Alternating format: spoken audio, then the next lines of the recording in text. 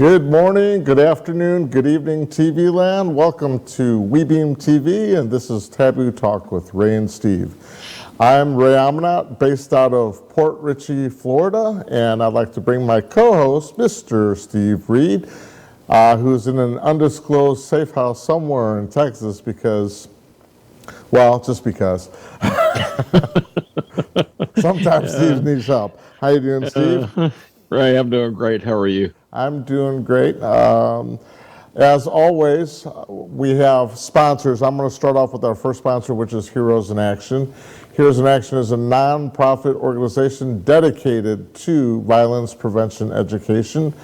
We have a headquarters training facility here in Port Richey where we offer programs for kids, adults, and then we go to schools and do lectures and seminars on anti-bullying, active shooter training, which I think New York needs our programs out there. And also, I'm the author of all of these books, The Adventures of Mushy the Martian and Bully Victim or Hero. You can go to our website, heroesinaction.us, for more information. On today's show, our topic is going to be the First Amendment with our special guest, Mr. Anthony Russo, who is the founder of Be the Change, which is a movement and entertainment channel dedicated to truth and action. He is also the founder of the clothing brand Awake, Not Woke, host of Truth Will Set You Free podcast, a Fox Radio Analyst, and a professional speaker on overcoming failures. Let's welcome Mr. Russo. How you doing? Do you go by Mr., Miss? Are you binary? Hey, it's 2022. I identify today as your guest on this show. Okay. I identify as a unicorn, so just beware. You guys are good. So, by the way, real quick, you brought up, a little bit about what you do before this and talking about kind of gun rights in New York City. And I just want to bring up one fascinating point real quick. That was a gun-free zone that happened in. Very simple. And I'm going to let people think about that for a second. So I'm glad that gun control shows that it works. I'll leave that there. Exactly. You got no arguments there. And the mayor, the first thing he did is he politicized it about more gun control. Mm-hmm. So, Anthony, our country seems to be broken and very divided. Mm-hmm. What is your opinion on politics in our country at this time? I think this is, and I talk to a lot of people of different ages, and I think that this is probably one of the worst periods in terms of the collective divisiveness. I know it's a weird combination of words in this country. And we have people that have never been more opposed. You cannot talk about topics. Everything has become taboo, interestingly enough, fitting for this show. All topics are taboo. Politics, religion, race, all of these different things. We can't have a conversation because of the way that social media and media across the board, mainstream media, has just destroyed the fiber of our country in terms of man to man, woman to woman, whatever the gender may be. And it's gotten very ugly. So I think that this is a turning point, because if we continue to go the path that we are in right now, it doesn't have a positive. And I've talked to every generation, from the great generation to the boomers to Generation X to the young ones. And across the board, nobody has ever seen this kind of division. And that goes even back to the era of the Watts riot. So I think it's a scary point in our country right now. I agree with you. And that's one of the reasons why I brought this prop here, Make America a MAGA hat.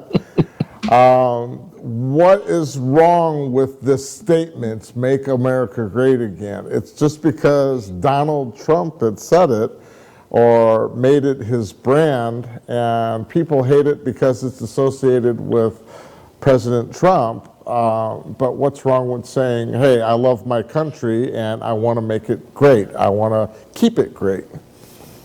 It's actually really, sorry, do you want to go, Steve? Go ahead. Sorry, I keep talking. Well, I was just going to say, Ray, you got to stop being such a white supremacist. Cis white male. That's me, the immigrant from Iran, as a white supremacist. But everyone called me a terrorist growing up. But Yeah. Yeah, you and Ahmed. Yeah. Well, I have one also that goes with it. So there you go. We have a evening red hat. Mine says "Let's go, Brandon."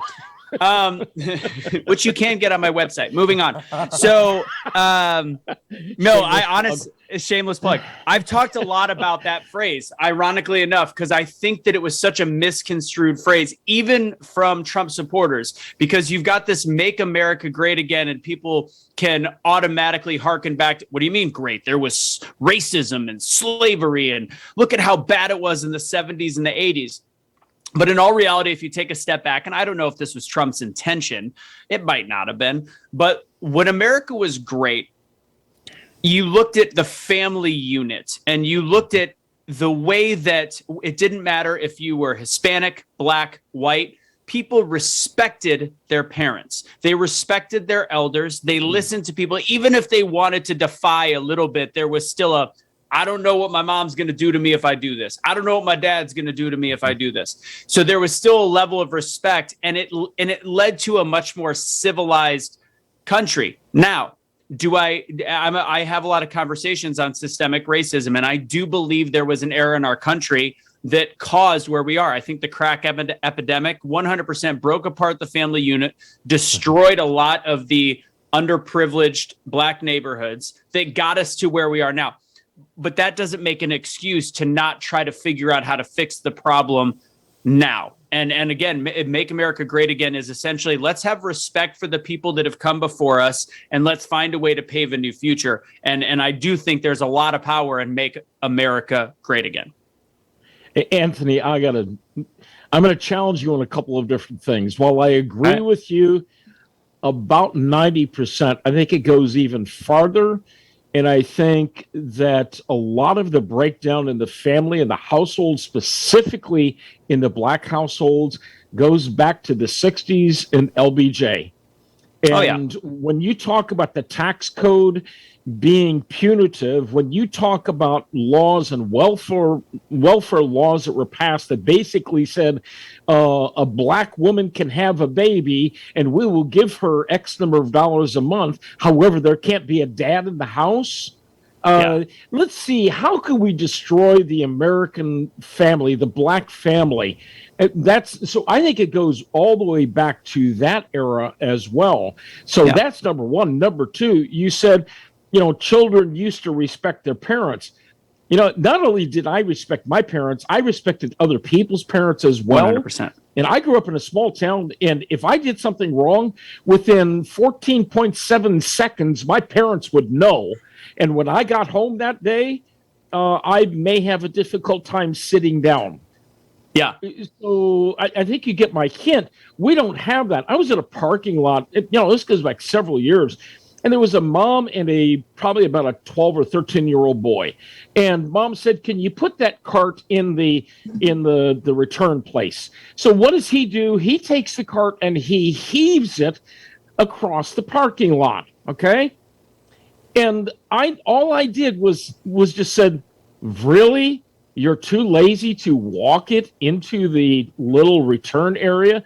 Now, what do you think the mother did? Now, this goes back 6 or 7 years. What do you think the mom did? She looked at me and said, "I'll take care of that. I know what his problem is." I'm like, "Lady, obviously you weren't taking care of it."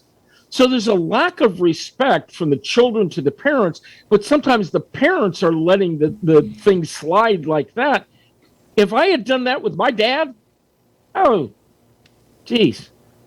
Yeah, exactly. Hello. It only takes one. It should only take once. And we've become so soft as a country because kids have almost become intelligent of like, "Sorry, mom. Sorry, dad. You can't touch me. I know the law." It's like, you're 9 years old. You just shut up. Like there there is so many things that can be done. And the shopping cart thing is a perfect example of all the problems that we have. Like 100%. That's a great way to look at it, because that parent is going to get out of the car and do it themselves, teaching their kid absolutely Nothing. And again, like you said, I agree with the LBJ.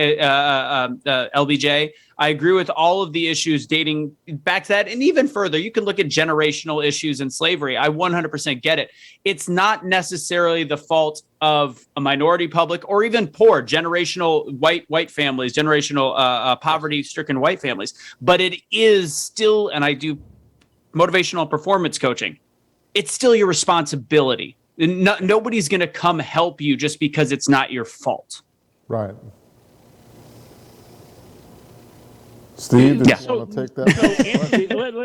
Anthony, okay, I guess the show's done. Mic drop. Okay. So, it's one of those things. So you've got both a positive and a pessimistic viewpoint on our country today. What makes you positive about things? What makes you negative about the things? Why are you pessimistic, but at the same time you're positive about things? So I'm pessimistic because of the state that we are in. We're exactly the place that we are, and when I look at the news, and I feed off the news because that's what I do, and I don't recommend it for everyone because I think it's depressing. If you can't handle it, if you can't drink it and then regurgitate it in a way that create some positivity afterwards, I actually suggest to people to avoid it at all costs. But the reason that I do think that there's some hope is because the powers that be, whether you're a conspiracy theorist and think, conspiracy theorist in quotes, or if you are and you believe that there is this one world government or something that's a scary boogeyman coming from above, or if you just think there's a collective whole of ignorance and stupidity in this world, you at least can look at the fact that they have pushed the envelope so far that people are waking up, and people are referring to it as a quote unquote red wave. But I'll be clear, I don't think that the Republicans or Democrats are that much different. I do think the Republicans are better, but I think they're both two wings on the same bird. But I do think people are waking up to realizing that the current state of authority in this country is at a breaking point and that we are being taken advantage of. And the majority, that silent majority, has become a vocal majority. And I think that we're going to see a shift because, again, the greatest trick the devil ever played was convincing the world he didn't exist. I think the world knows the devil exists now. And that's the biggest mistake that evil can make. And I do think there is a future that has some positivity in it, because I think as a whole we are waking up. We are becoming more awake, and that's, I think, a huge positive. I think, Anthony, a great illustration of what that awakening looks like is a few months ago, the state of Virginia had their statewide elections, and a new governor was elected. Well, at the same time, parents were rising up because of some of the critical race theory the lies that were being taught in the public schools. And there were parents that were standing up to those lies in the school board meetings. And there was one dad, not a CRT issue, but one dad whose daughter was raped, and the school board just turned a blind eye. They didn't care. They didn't think it was a big deal, et cetera, et cetera. They covered it up. And dad confronted them, and he was arrested. So what that did was that unleashed this terror of parents against the liberal school boards. And is that a red wave or a blue wave? No, I think that's a reality wave. I think it's just parents are fed up with all of the crap that's going on. Their kids are being taught CRT instead of reading, writing, and arithmetic. They're being taught about the LGBTQ, MWZ, XYZ, whatever, instead of, let's get you better in science. Let's get you better in math. So we are equipping you for real life, but we don't want to hurt their feelings because they're so fragile these days. I'm sorry. Pardon me for my rant. I got to chime in on this a little bit. How do we get back to getting respect back? Like, the schools are not respecting the parents for wanting to guide their kids in the right direction and get an appropriate education. The kids are not respecting their parents because they're brainwashed by the schools, and they're listening to the schools more than their own family, their own parents. It's every TV show that I see, they make adult parents look like idiots, dum-dums, and the kids are always smarter than the parents. The kids know best. How do we get that respect back in our society, in our communities, in our schools? Absolutely. So we unfortunately have a very short attention span in this day and age, which is something that's the biggest thing that has to change, because this is not we have a couple parents get on the school board, we make sure the curriculum is there, and it'll all be good in a year. This is a long-term problem. And this is something that parents are going to have to fight for a while. So they're going to have to take seats on the school board. They're going to have to see it through. They're also going to have to compromise in many ways. They can't, because if you butt up against some of the parents that say they do want to teach some of the books that include Black history, and there is a difference between CRT and Black history, and you have to avoid the marketing campaign the left does, saying that like CRT and Black history, those are two different, or these are the same things. No, they're very, very different. And we should learn about Black history. I think all kids, I did. And it's like they're pretending like none of my generation learned about it. So I think the key is you have to be in it for the long haul. I think governors like Ron DeSantis, that's a huge move to start trying to pass laws in your state that require parental rights. That was the biggest thing, because the schools and teachers have gone without any kind of repercussions. They've had power of tenure. There's a great movie called Waiting for Superman to show you can't even really get fired as a teacher. So there's nothing that is holding them back from teaching their own quote unquote woke agenda. And there is teachers are some of the most important people in our society, 100%.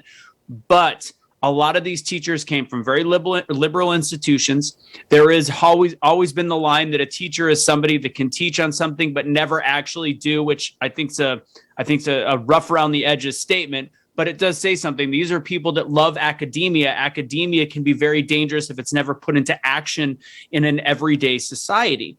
So you have to find a way to be in it for the long haul, start addressing the teachers' problems, hopefully have vote governors in. If I was running in a slightly red state, that would be my biggest thing, is see what DeSantis did. That's what we need to do. It's not the Don't Say Gay bill that never says don't say gay anywhere in it. It actually is a parental rights bill. And let's start finding a way to get our education on our children back, and just be patient. Absolutely. You've got a lot of irons in your fire, a lot of different projects that you're working on, including being on our show, Taboo Talk with Ray and Steve. What do some of those projects look like that will help wake people up instead of being woke? Yeah, so I have Truth Will Set You Free. That's our channel on Facebook and YouTube and Rumble. Truth Will Set You Free USA. We do Truth Tuesdays, and I also post random rants throughout the week, and that allows us to really dive into politics. Be the Change USA was where the company started, so it's #BeTheChange.com, and that whole concept was to take action.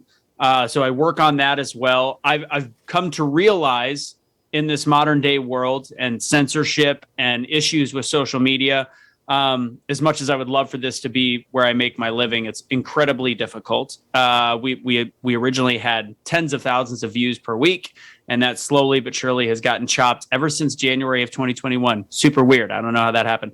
But I have my hands in a lot of different businesses. I own multiple cars. I Turo them. I have an Amazon business. I do crypto trading, and I do all of it so that I can make sure I'm involved in my passion until maybe, hopefully one day that truly pays off. And I'm working on a new podcast called Blunt Force Discussion that should be launching in sometime in the beginning of June, which will be a one-on-one Joe Rogan style conversation with some of the bigger names. I know I've worked with Chad Prather before. He's going to hopefully be one of my first guests. Dr. Brian Ardis, I'm really looking forward to hopefully getting him, Peter McCullough, et cetera, and just spreading truth. Big fan of truth. So everything I do is centered around the education of truth to people, not my truth, not their truth, but trying to get to truth, and also admitting when I'm wrong and knowing how to have a conversation with people. Because ultimately, if I can coach some of the viewers to realize that if you try to hit people over the head with a sledgehammer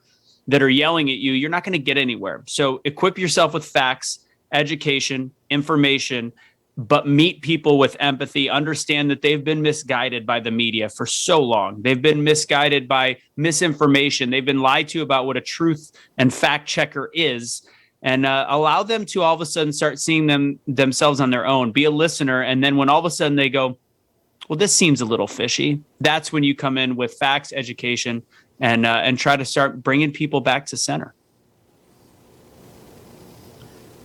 That's exciting. I can't wait to hear more about that as you get closer. You know, one of the challenges that we run into is people having a misunderstanding of what truth really is. Yeah. And they come at things from their perspective, which may or may not be truth. And right. So that's the kind of the premise of what we're talking about here on Taboo Talk. We want to share the truth. It's an opinion show, but we're coming at things having done research on the different topics that we're talking about, and we're talking from a truth perspective. So, and you know, speaking of truth, and you know, one of the things that we have to do, and you know this as a podcaster as well, as we've got to pay some bills.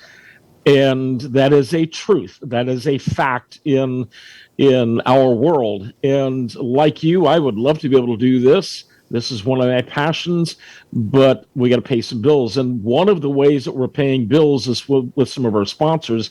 And one of the sponsors is actually myself. And I'm a life and marriage coach and executive coach, and I help people deal with different pains in their life. But most recently, I've been helping people with not emotional and mental pains, but I've been helping people with physical pains. And somebody introduced me to this little patch. It's a wafer-thin patch. It's made by a company out of Southern California. The company's name is LifeWave. And what LifeWave does is, with this particular patch, it's the X39 patch, it actually reflects your body heat back into your body, and it stimulates your stem cells. It activates your stem cells to start working again. And the stem cells are really the mother stem cells, or the mother cells for our entire body. So if your heart needs some regenerating, it'll send cells to the heart. If it's your liver, if it's broken bones, it will help you in the healing process.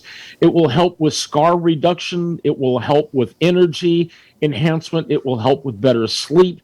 It will help with pain relief. When I was first introduced to it, I had some lower back pain issues, and these patches actually alleviated my lower back pain almost immediately. So if you'd like more information on the LifeWave stem cells or any of the other patch products that we have, reach out to me. I'd love to visit with you, give you more information. I've got a lot of information. So, Ray, back to you.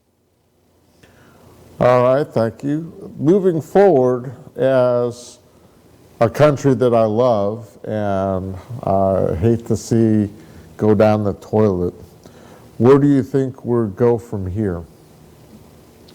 Where do we go from here? Well, I think the biggest thing is collective truth. And honestly, you know, since before, you know, I talked about being on this show, Elon Musk buying a decent sized stake in Twitter is a big deal. We have to have some of these people speak up. And his power that he can wield, and while we're talking about this, he didn't take a board seat, which again, on paper, a lot of people can go, why didn't he do that? It's because it limits the actual ownership he can have in the company. So seeing people that are more awake and not woke, taking these bigger stakes in companies that really do involve the First Amendment and the importance of it, and we're seeing the importance of it right now, because no offense to those that disagree with me, the truth is not out there. The truth is not what we are seeing. The truth is a manipulated version and pushed out version to control the masses. And I am not a conspiracy theorist. This is just based on actual facts, statistics, things that I pull from the CDC at all times, the things I look at on governmental bills. As I mentioned earlier, the Don't Say Gay bill is a perfect example of complete and utter misinformation. So finding a way to really hone in on cutting down of censorship and allowing First Amendment to run free again in this country to, if you're going to allow the far left to speak, allow the far right to speak. And somewhere, hopefully, we meet in the middle and make people realize, because I'll look at some far right stuff and be like, seriously, bro, like that's a little too far. So I think from here, the First Amendment, as long as it is followed properly, somehow put back in check by people that are going to hopefully monitor the federal government or continue to speak up, I think that's how we save ourselves. The First Amendment has destroyed us via social media to this point, but I think the First Amendment is what's going to save us in the future. So I look at the Democratic Party as always playing the blame game and never holding themselves accountable for things that they say. How do you feel about them saying it's the Russians? It's always somebody else, but nothing to see here. It's not us. I 100%. That's where I think it becomes blatant. And I think that, unfortunately, when you look at Fox and the Fox News and the CNNs of the world, you're watching two completely different channels, and the truth lies somewhere in the middle. And honestly, as much as people will talk poorly about Fox has pundits that are on the left, not very many, but they at least provide some kind of balance to their shows. All nighttime TV they make jokes about the right, so it automatically dumbs down that side. But when you look at the way that they push information in, like Russia, first off, blaming Putin on the inflation numbers right now, which are already manipulated, 8.5% is a joke. Like, if you actually look at the laundry list of inflation numbers, including anything from gasoline to milk to et cetera, the CPI is what they call it. It's 8.5%, which is different numbers than they actually relied upon in 1981. They've taken away gasoline. They've taken some stuff out of it. Our inflation is far worse than it was in 1981. It's drastic.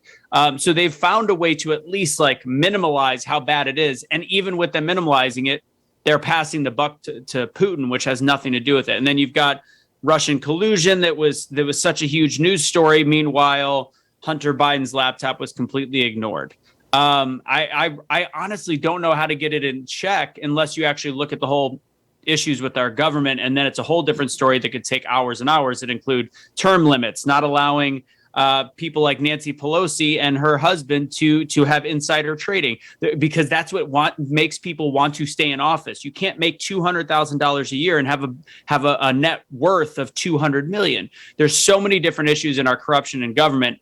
That it really does. It requires a president like Donald Trump, but a little bit different to get in there and mix things up. The problem is, I don't know if that will be possible because the left and the right like things the way they are right now. Well, yeah, Anthony, one of the things that you're looking at is when you have the big guy that has a different set of rules than everybody else does, and Hunter is making sure that the big guy gets his cut on things, and the big guy has 4 homes, a beach house on the coast of Delaware, and we've got selective truth that's being revealed. You know, on one side you have everybody on the left that's going after Donald Trump, who is a legitimate billionaire and made the money based on his work in the real estate world and investments and so forth. But then you have the big guy that's getting money based on collusion things with the Germans and the Russians and the Ukrainians and the Chinese and so forth. Then how do you ever get the truth out about the big guy when the big guy has the media in his back pocket? Yeah, and I would, you made a mistake. You said Trump is a self-made. Well, I don't know if you said self-made billionaire. No, he started with $2 million. I'm sorry, I was making a joke. People love to say that he was handed a silver spoon. I would love anybody out there to take $2 million and turn it into $1 billion. I wish you the best of luck. It's not it's not how the real world works. Like, he was handed a lot, but there's a lot of people that are given $2 million by their parents and end up smoking crack and sleeping with their niece. Yeah, Hunter. And yeah, exactly. Thank you. I'm glad you picked that up. But yeah, you're 100% right. And the fact that there is so much blatant information, and I say this, they have done a very good job, the left, of putting the lineup to where to where Joe can't get removed, because they have set it up where God knows the left or the right does not want Kamala in office. And you look at Nancy Pelosi, like their chain of commands is so bad right now that it's a scary thought. We've seen what Kamala does on an international level. She's even more embarrassing than a man that can't tie his shoes. And then you've got Nancy Pelosi, that is the third reincarnation of the devil. So Joe has set himself up for this position where he can't get ousted. And even if there's text messages showing that, like, from Hunter to his daughter saying, "Don't worry, I won't make you give me 50% to like Pop made me give him," essentially making it clear he was giving 50% of the illegal money, the BS money that he was making, he was giving it to his father while he was is anybody really paying attention to how bad that is? But no, but what are we going to do? Are we going to have Kamala, or are we going to have? That's the corruption of the FBI. That's the corruption of everyone else that's out there. That is not. If you were in the military and you said something or did something that was deemed illegal against our country, you would immediately be court-martialed or whatever the steps are, where you no longer hold the position that you hold. Why can't we hold our politicians to those same standards? That's what gets me. Well, Ray, the problem is that Trump sent out mean tweets, and he had, he strong-armed the president of Ukraine. So obviously he's a bad person. I mean, we got it. I'm sorry. He's bad. God, it's scary to think that Trump was taken off of Twitter. ISIS is still allowed. Juanita Broderick just got removed. She's the woman that got RAPED. I don't know how. I have trouble saying the word because I know it gets people in trouble by Bill Clinton, allegedly. But she got removed for talking about issues with the election. Meanwhile, there's Adbusters, which is an uber left group, literally telling people on Twitter, it still hasn't been removed 5 days later, telling people, for the sake of climate change, to go flatten tires in rich neighborhoods of SUVs that are gas guzzlers. And that's okay. Like, what world are these tech giants living in that don't think they are destroying the fiber of the American people? Well, Anthony, I just saw a report from Marjorie Taylor Greene, and she is asking the Capitol Police to investigate one of the late night talk show hosts because he is encouraging people to commit violence against her. Why is that wrong for her to press charges or to move forward with that, but it's okay for the left to do the same thing? What was it? Kathy, I forget what her name was, and she had Kathy Lee Griffin. Yeah, I mean, she has a severed head of Donald Trump that's all bloody. That's okay, but for Marjorie Taylor Greene to make some comments about, I'd like to have him investigated. I don't pay any attention to late night TV, so I don't even remember who it was. Jimmy Kimmel. Anyway, but why is it okay for Jimmy Kimmel to encourage violence? And where's Will Smith when you need him? She needs to be slapped. Hello.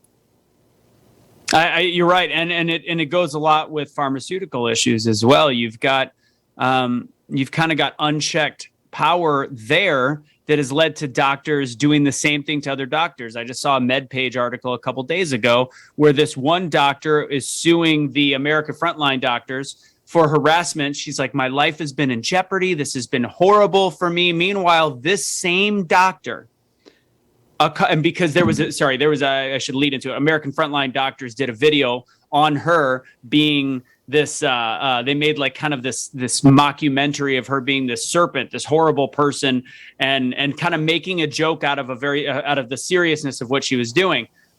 And again, it was a production film, and it also gave raw facts of some of the stuff with her and with Pfizer. She was the same person several months before that force-fed for these American Frontline doctors who have the same education, just as talented, different opinion in science, apparently. And she was forcing them to lose their jobs. And she has the audacity to say how horrible it's been for her because they made a professional documentary. It just goes to show the danger of having a voice that is different than what the mainstream media, big pharma, is pushing. That is so true. And it comes to that time when we need to pay for our show. Once again, I'm going to talk about my friend Natalie Thurman with the Shackley organization. Natalie has been with the Shackley Company for 41 years as an independent distributor. And Natalie gave me a few little factoids about Shackley. Did you know that over 150 Olympians are regular users of the Shackley nutritional supplements? I think that's a pretty significant thing, considering their attention to quality. One of the things that a lot of people don't know about with the Shackley organization is they are environmentally friendly. So they were making green products long before it was a popular thing to do. And they had taken out phosphates from all of their cleaning products, which the phosphates were actually killing lakes in some of the northern states. So if you're looking for a way to environmentally protect, and you're looking for some good quality products, whether it's nutritional supplements, quality cleaning products, those types of things, then you need to reach out to Natalie Thurman today. Again, Natalie's been involved with the Shackley organization for 41 years, and I tell her all the time, Natalie, you understand, you don't do nothing for 41 years if it don't work. Shackley's been around for 65 years, and I promise you will be very happy with their products. So reach out to Natalie today. Love me some Shackley. Love Shackley, by the way. I that was as a very young. My mom was a chiropractor, so as a kid, that was one of the first first vitamins I ever took was Shackley. So there you go. Been doing it for 65, 66 years. I love it. What's up? What's up, Ray? What's going on? What's cracking? What do you got? I was going to say, I started Heroes in Action, and it's our actions that deem us heroes, what makes us a hero. You don't have to always wear a cape or always wear some type of a uniform to be a hero. It's what we do to improve what's going on around us, at home, at school, at work, anywhere. With you, be the change. I love what that stands for. Can you elaborate a little bit more on how you came up with that or how you created that? Absolutely, yeah. So I live in Dallas, and in 2016, there was the police shooting that obviously was national news. Sadly, I think people forgot about it too soon, but 5 police officers were killed in the line of duty. And I started thinking about what was going on. And I was growing up, I was raised very liberal. I still consider myself liberal in many ways, but I started changing somewhere in the 2010, 2011, when I started a successful business. I started looking at the world in a different way, of self-responsibility, and just shifting my political views a bit. And also realizing the importance of police in society and how much I appreciated them. And in 2016, there was, with a lot of the civil unrest in this country, leading all the way from Michael Brown to Trayvon Martin and all these different things, there was a police shooting in Dallas that caused a protest. And you had police officers there that were protecting those that were protesting against them. And I found that very interesting. And then at the same time, there was 5 police officers that lost their life that day. And it happened a mile from my house. It was helicopters, and it had a profound effect on me. And I started thinking, why is it that our country is so hell-bent on protest without any action? And I started having more conversations. So I wrote kind of a whole dossier that night, got me in a lot of trouble with the company that I own, because I started it off wrong. I started with F Obama, which probably wasn't the right way to go about it in the beginning. And I think I've learned to change my words a bit, but ultimately it looked at the fact that we just don't care to do anything except for yell. So it is an action, like you said, with your charity. It's an action over awareness. There's very few things in this country that we don't already know is wrong. I would say that there's outliers. Like, we didn't know about the Flint water crisis until it was too late. That would have been something. It's like, if you know something, let's maybe have a protest. But in terms of some of the issues in the inner city and some of the killing of the police officers, or the unfortunate killings of Black people, I think is completely misinformation by the media. The statistics don't back it up. And instead, what people do is they protest. If you have a problem with it, go and volunteer. Go into your communities. That same 2 hours that you spend fighting on social media about what's wrong, you can spend finding a charity to go donate your time, or sponsor an inner city youth, or be part of big brothers, big sisters. Actually do something. And that's where the idea came from. And I started a whole process in 2016 that led me to where it is now, which I still am trying to figure out exactly what to do with it besides spread truth, information, positivity. I partnered with some great people along the way, one of them being Cashley Kelly, who's one of the January 6th protesters that unfortunately is still incarcerated, even though he did nothing violent. But it's a long chain of people that I've gotten to meet along the way that are there to be change makers in this world. And yeah, be the change, spun a little bit into the clothing side of Awake Not Woke, and our news stuff of Truth Will Set You Free. But ultimately, it is all about the concept of above all, action. And when there is a need for awareness, that's when you create it. But take action, do something. That's pretty much what Be the Change is. Okay, so Anthony, you say you want people to take action. Give us an example of what you mean by taking action.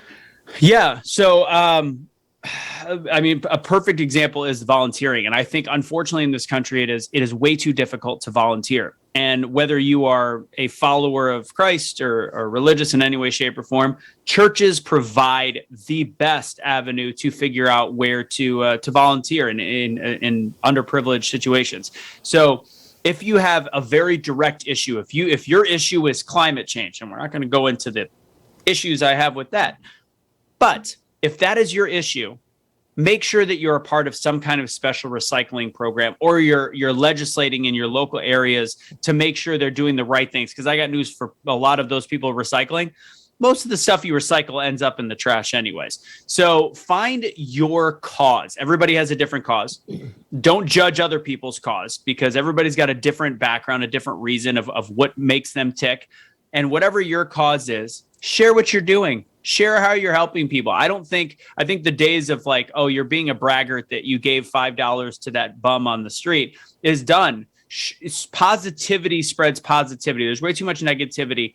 I think it's contagious when you do something and you see what it does to people and how it lights people up and lifts people up. So whatever you do, share it, show people. That is what the great part about social media can be. Share what you're doing to create change individually, whether it's volunteering with kids, whether it's donating and going to different places, working in food kitchens on a holiday. Do something that actually creates change in the exact area you are. And the last thing I'll say is I love it. Right when I started Be the Change, I started talking to these big climate change activists, and I love when I talk to them. And I would say, so you're big into recycling, yada, yada. And a lot of times they would stop me and they would say, well, I would be, but my building doesn't recycle. So I'm like, if you care that much, don't you think you would, get together a bag and then go drop it someplace? So again, it just shows this version of activism has become so lazy and so misguided that, I think I'm changing the world just because I'm tapping on some keys on social media. And hopefully we can change that paradigm. Ray or Anthony, this is what we call hypocrisy. Back in the 80s, I was living in Southwest Virginia, and a group of us from my church went to a pro-life march in downtown D.C., on the mall in D.C. And it was either the week before or the week after. I don't remember which it was, but it was right around the Earth Day celebrations.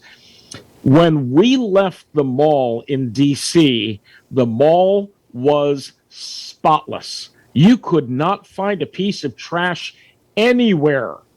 However, the folks that were there protesting or whatever, the week before, week after for Earth Day, there were tons of trash that had to be scooped up by dump trucks and front-end loaders and hauled off. Now, this is what we call hypocrisy. So if you work in that high-rise building and my building doesn't recycle, okay, so start your own recycling bin and bag it up yourself and take it home, whatever. Okay, so I agree with what you're saying. I totally agree. So it's not just verbalizing and making words; it's actually living up to it and taking action yourself. So I commend you for what you're doing. Take action. Don't just talk about it. Take action. Yeah. You know, and I gotta say, I'm remiss. When you were asking some of the things that I was doing, I forgot one of the big things I'm doing that is talking about, because I think learning a little bit more about your local is a big deal, and the same reason why you and I actually are even on this podcast right now. Susan Hamilton, I do a show with her with OBBM Network News, and we do a weekly show that comes out that literally, because this is something that I've been getting better at over the last 6 months, 8 months, is the importance of local elections. And that goes for everything we just talked about, taking action in your local community. In order to actually do these things, you actually have to get involved. So, and that's OBBM Network News is what I'm doing with her. And we talk about specific candidates, we talk about local news, and then we touch on how it relates to national news. So it's very important to get involved in your local community, especially school boards. Yeah, absolutely. Totally agree with you. When I was living in St. Louis, I had my police chief approach me and say, hey, Ray, can you sit on, be a police commissioner, which is a board of commission that oversees duties of law enforcement officers, their behaviors. We were in the process of interviewing them to be a candidate for an officer for our department, or if they did something, we would be the ones that would hire or fire. And I'm like, why do you want me to be a police commissioner? And then I sat back and I said, because I say a lot of the same things you say, get involved. And here was an opportunity for me to not be a hypocrite, but to get involved and practice what I preach. So when I was in St. Louis, I was a police commissioner for about 4 or 5 years until I made the move out here to Florida. And that was an eye-opening experience for me to look at the politics of dealing with the mayor, dealing with the board of aldermen, dealing with all of the different pieces to make our city grow and safe for all the families that live there. So yes, 100% people need to get involved in any way they possibly can. Yeah.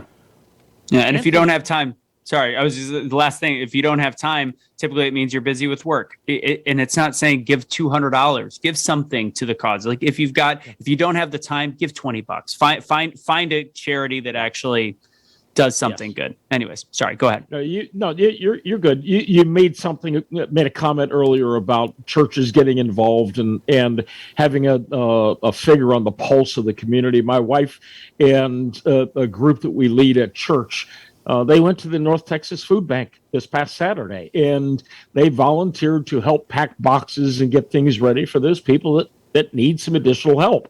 So those kinds of things. So there are plenty of charities that are out there that are looking for people that will step up to the plate and help. There's an organization in North Texas that it's called Samaritan's Inn. And it's a transitional shelter type of a facility. And we've tried on numerous occasions to volunteer there.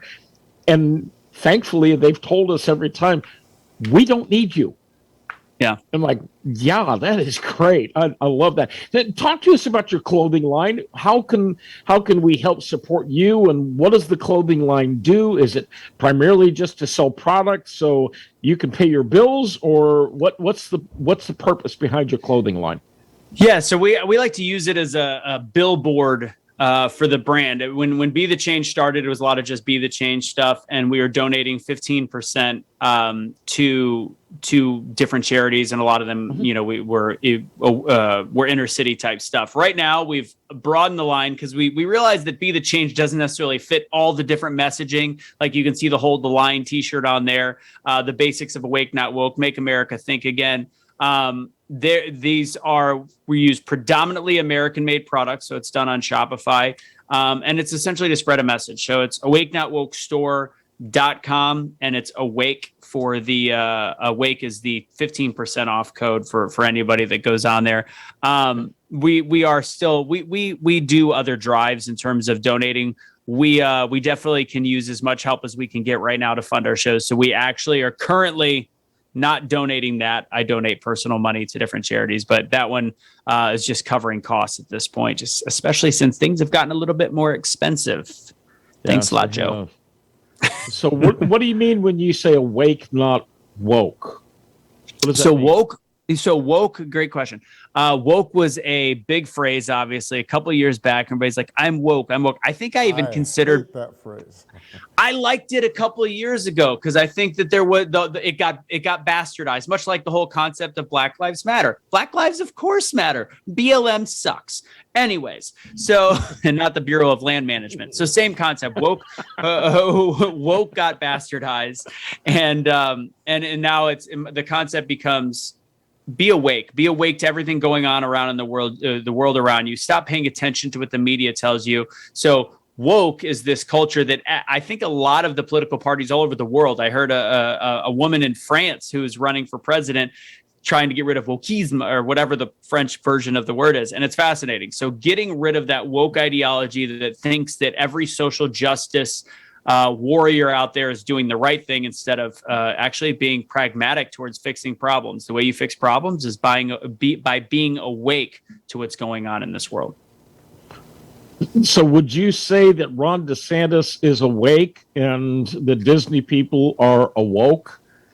The Disney people are misguided on so many levels. I don't even think woke properly fits Disney. I would say DeSantis is awake. He's awake to what's going on, especially the way, God, when he yelled at the kid to take the mask off, yeah. He's like, you can leave it on if you want, but it's not, it's theater. And I thought that was great. I don't think he was mad at the kid. He was mad at the establishment making the kid. And right. DeSantis was like, yeah. What are you guys making these kids do? I think he was mad more at the schools for pushing that agenda. Yeah. And ultimately what Disney does is it encompasses the word woke, I guess, which is one gigantic virtue signal that only goes in one direction. And a perfect image and mirror of this right now is when you look at what Disney is doing, obviously with the Don't Say Gay bill and this all-inclusive trans action that they're doing, which again, if somebody trans is getting beat up, I will protect them. I believe their life is 100% is equal to everybody else out there. But just because somebody has a different lifestyle doesn't mean I have to celebrate it. It means I have to accept it. And we skipped completely over that. Meanwhile, Disney is still building in China. And China is committing so many atrocities. You've got what they've done to the Uyghurs for a long time. And then you've got what they're doing right now with this COVID-0 policy where they're killing pets, where they're keeping people forced in their homes. They're not allowing them to speak up. They're separating children. This is where the NBA, Disney, all these quote unquote woke companies that stand so much for social justice are allowing atrocities in other parts of the world, and Disney specifically profiting while they are building huge facilities in these countries. Yeah. It shows they don't care. They're literally doing what placates the woke mob. Right. Well, guys, we only have a few more minutes. I'm going to try to wrap things up here. Mr. Russo, thank you for a great discussion, as always. As we live in this cancel culture and try to navigate through it, I wish you all the success. And if there's anything that we can do to help you with that, we would love, Taboo Talk would love to be a part of that. Those of you that are viewers out there, if you would like to post questions on our Facebook page or our YouTube page so that we can answer them. If you're a business and you'd like to be a sponsor on our show, we'd love to have a discussion with that. Just go to Taboo Talk with Ray and Steve at gmail.com. And once again, Heroes in Action is one of the sponsors. I love the closeness and message that we have in getting people to take action so that they can be heroes. I always say be tuned in, not tuned out to what's going on around you, so that you have a good reaction time to be able to verbally and, if necessary, physically handle a situation. It's arm yourself. Knowledge is not power. It's the ability to apply the knowledge that gives you power. So people, get educated, learn how to apply that knowledge so you have the power to make a difference in your communities and your schools. Thank you, Anthony, for coming on to our show. Steve, if you got any final comments you'd like to share with the last minute that we've got? Well, I'm excited also to have Anthony on the program, and I'm so thankful that a few weeks ago I reached out to Susan Hamilton and said, "Hey, I need some additional people." And Anthony, I got to tell you, you were the first one on her list. She says, "Oh, you've got to talk to Anthony." So we had that conversation shortly thereafter, and I'm glad we were able to get you on the program. Thank you for what you're doing. Thank you for being the change or helping to facilitate the change, being a change maker in the process of this thing called life. The only time we're going to get back into being awake is if we get rid of the wokeness and really think things through. So thank you for what you are doing. I greatly appreciate it, and I'd love to have you come back on and help bring us some more insights. We appreciate it. Would love to, and well, let's set that up. And again, anything that I can do to help your organization as well, Ray, would love to do it. And I work with veterans and with the Great American Syndicate as well. So we'll connect on that and let's see what we can do. Absolutely. Thanks a lot. So everybody, this is Taboo Talk with Ray and Steve. Thanks, and we'll see you guys on next week's show. Have a good day. Thank you again, Anthony, Steve. Be good.